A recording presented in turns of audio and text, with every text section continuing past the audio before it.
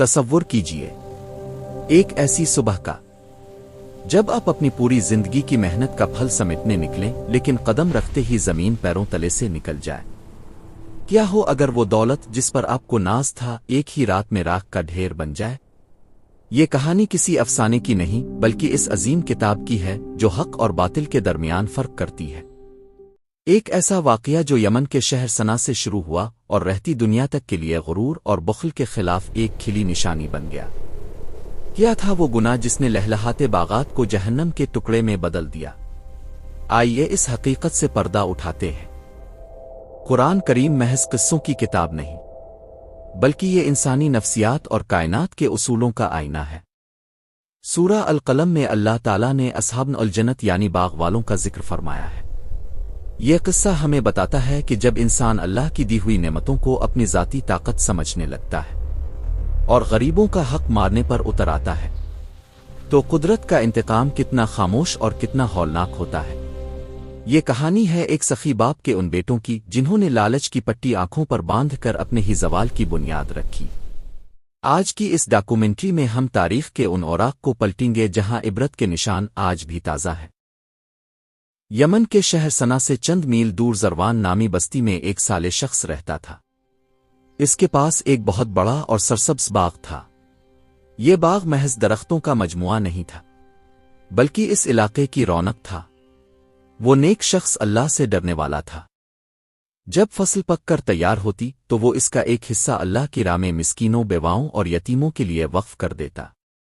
کٹائی کے دن غریبوں کا میلہ لگ جاتا، کسی کو خالی ہاتھ نہ لوٹایا جاتا۔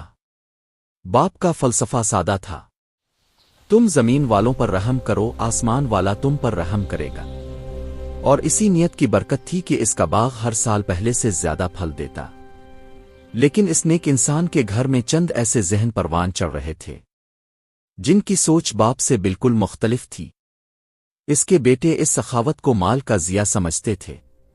ان کی نظر میں وہ غریب ان کے مال کے دشمن تھے جو ہر سال ان کے منافع میں حصہ دار بن جاتے تھے۔ وقت بدلا اور وہ نیک بوڑھا اپنے خالق حقیقی سے جا ملا۔ اب باغ کے وارث اس کے بیٹے تھے۔ باپ کے جنازے کی مٹی ابھی خشک بھی نہ ہوئی تھی کہ بیٹوں کے دلوں میں دبا ہوا لالچ ابھر کر سامنے آ گیا۔ ایک بھائی نے کہا، ہمارا باپ بوڑھا تھا اس لیے وہ مال لٹاتا تھا، اگر ہم بھی یہی کرتے رہے تو ہم جلد ہی فقیر ہو جائیں گے۔ دوسرے نے تائید کی، ہمارے پاس عیال زیادہ ہے، ہمیں اپنے مستقبل کا سوچنا چاہیے۔ اس سال ہم ایک دانہ بھی کسی فقیر کو نہیں دیں گے۔ ان بھائیوں نے ایک شیطانی منصوبہ بنایا۔ انہوں نے قسم کھائی کہ وہ صبح سویرے سورج نکلنے سے پہلے ہی باغ کی کٹائی کر لیں گے تاکہ بستی کے کسی غریب کو خبر تک نہ ہو سکے۔ انہوں نے اللہ کی مشیت کو نظر انداز کر دیا اور انشاء اللہ کہنا بھی گوارا نہ کیا۔ ان کا غرور ان کے لہجے سے جھلک رہا تھا۔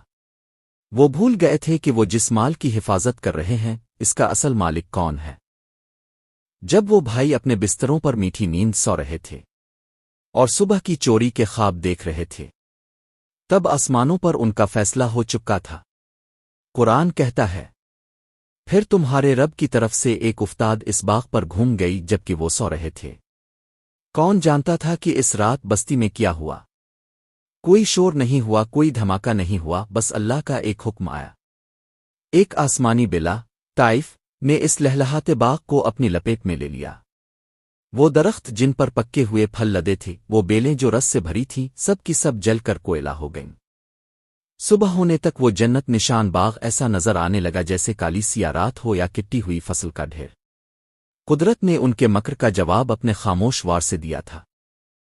صبح صادق کے وقت انہوں نے ایک دوسرے کو پکارا، اگر تمہیں فصل کاٹنی ہے تو جلدی اپنی کھیتی پر چل پڑو۔ وہ ایک دوسرے سے سرگوشیاں کرتے ہوئے جا رہے تھے کہ آج کوئی مسکین ان کے قریب نہ پھٹکنے پائے۔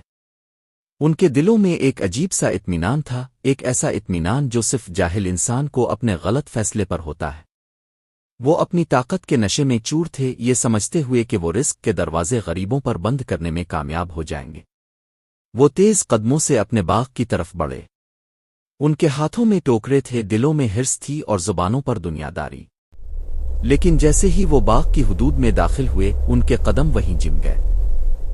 وہ منظر دیکھ کر ان کی چیخیں نکل گئیں۔ سامنے وہ ہرا بھرا باغ نہیں تھا جہاں کل تک خوشبوئیں مہکتی تھیں، وہاں صرف سیاہی تھی۔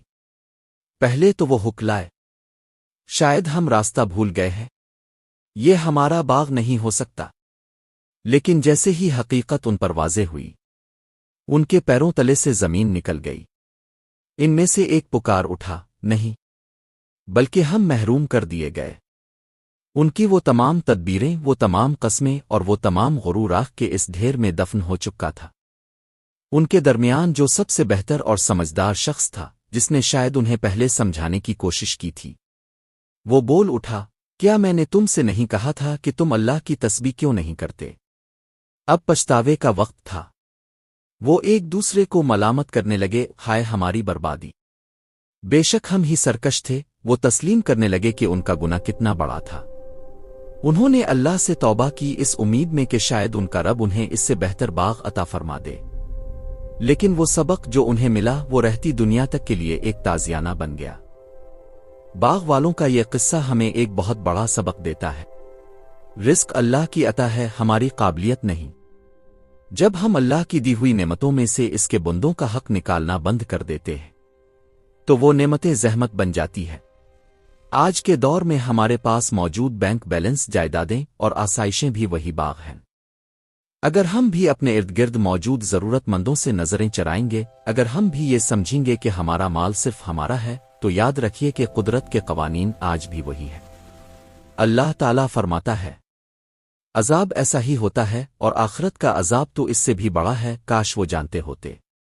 آئیے اپنے دلوں سے بخل کو نکالیں اور اللہ کی دی ہوئی برکتوں میں دوسروں کو شامل کریں، کیونکہ جو بانٹتا ہے وہی بچاتا ہے۔ امید ہے کہ اس قصے نے آپ کے دل پر دستک دی ہوگی۔